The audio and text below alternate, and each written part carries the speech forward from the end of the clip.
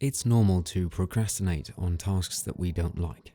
But what is wrong with us humans that we procrastinate on things that we know are good for ourselves? Procrastinating once or twice is quite normal.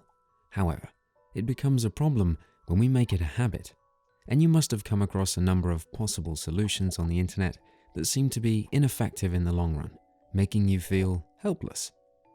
One reason for this could be that many of us see procrastination as an external problem rather than an internal one. I am not about to give you another productivity hack, but instead a point of view that might just be the missing piece of the puzzle in your search for a solution. Procrastination is not something we are born with, like an inherent character flaw. It is a habit that we have become accustomed to over time. And like most bad habits, procrastination often seems helpful in the short term, but the long-term consequences far outweigh any short-term benefit or comfort. The reason why we procrastinate depends on who you ask, which explains the difficulty in finding a single solution that works for everyone. But according to research, the roots of procrastination lies in our psychological disposition towards a given task. In essence, the way we feel about a task determines if we are likely to procrastinate or not. When we have a positive feeling about a task, then we are motivated to start working on the task, no matter how long it might take to complete it, or how difficult the task is.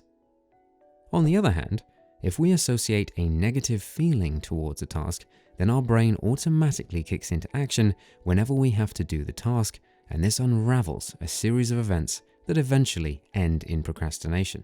The reason for this feeling, like I said, differs from one person to the other. For some, it could be the nature of the job itself, like giving a presentation, and for others, it could be the feeling of inadequacy. Taking the presentation scenario, for instance, although many people have no problem with this, there are many others who dislike it. Why? Because they are shy, and for this group of people, the thought of giving a presentation would make them very anxious.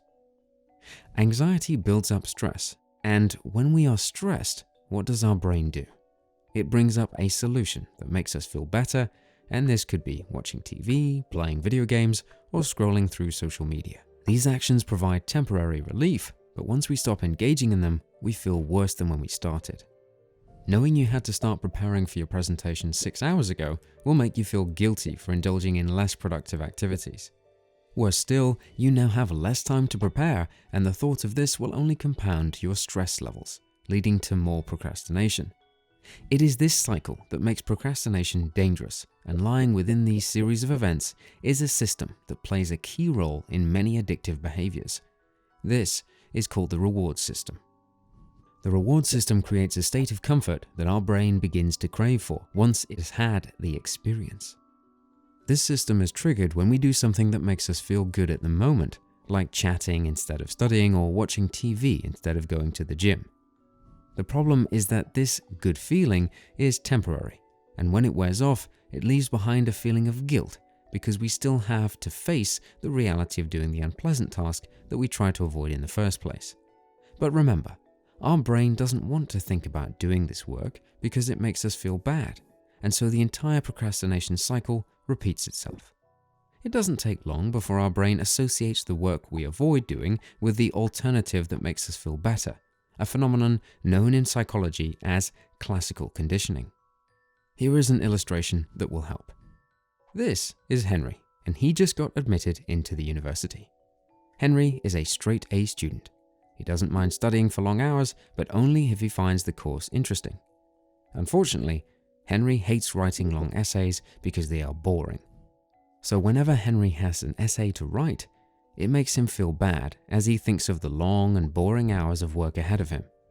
This strong negative emotion makes him aversive towards working on his essays, and as the stress builds up, Henry's mind quickly races for a solution that will make him feel much better. And finally, he settles on playing some video games, thinking to himself that he could work on the essay later. After making this decision, Henry's brain secretes the feel-good hormone as a reward for his decision.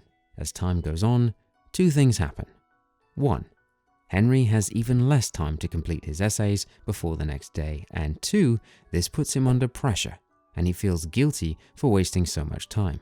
After repeating this behavior for some time, Henry's brain quickly associates playing video games with essays, and this is the beginning of a long relationship known as habit.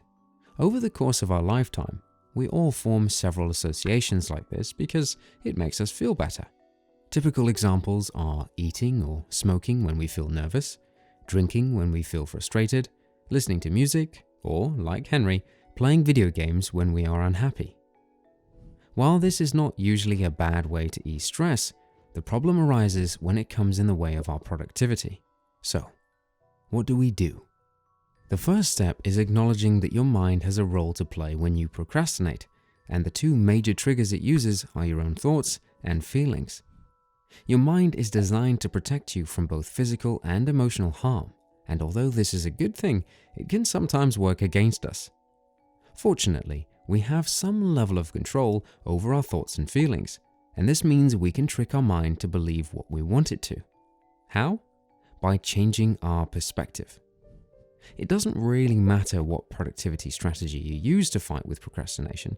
What you really need to think about is how you apply it.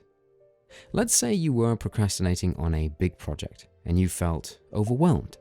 So you decided to break the project down and approach each component individually.